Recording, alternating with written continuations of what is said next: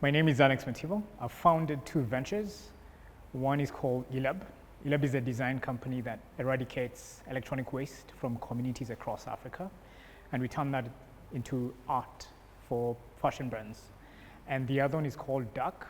Duck is an AI company that works with some of the largest consumer brands in Africa. We give them data to decide their prices and distribution across the continent.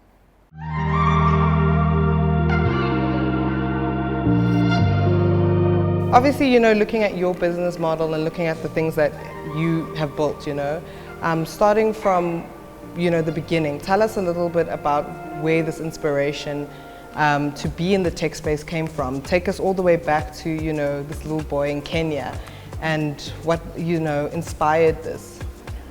So I grew up in a small town in Kenya called Athi River. It's on the outskirts of Nairobi, and Athi River is an industrial town.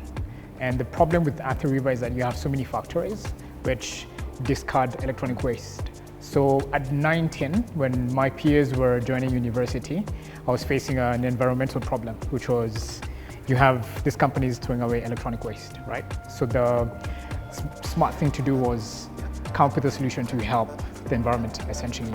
So that's where the idea for solving problems came. It wasn't intentional, it was very accidental. It was, I have a problem, I need to solve it. And there's no one doing anything about it, right? So sustainability is also a big concept that's come up a lot in your business. And it's funny because in Kenya we see a lot of that happening at the moment with a lot of these startups that are being built.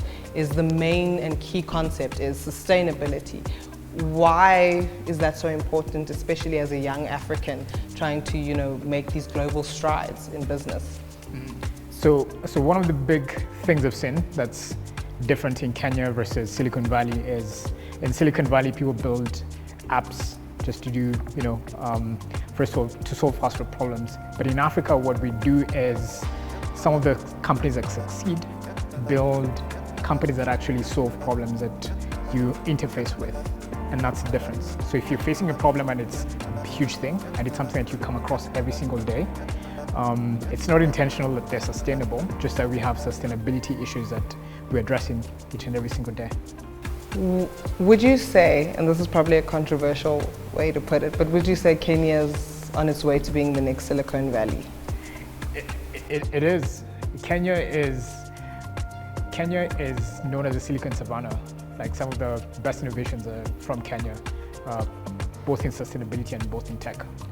Biggest being M-Pesa, the digital mobile money platform, which helped a lot of entrepreneurs get into tech. Like it lowered the barrier to entry for technology companies. And ever since M-Pesa, you've seen very many companies coming out of Kenya. Why under 30? The biggest inspiration for wanting to be Forbes in the 30 was I see myself in every young Kenyan, right? Who needs a platform or who needs that push to follow your dreams, follow your passions, and so on and so forth. So to me, this is a platform for my voice, and also because I think I'm quite relatable in Kenya, right? So a lot of young people look up to me. So it's my way of saying like, hey, regardless of where you're from, you can do amazing things.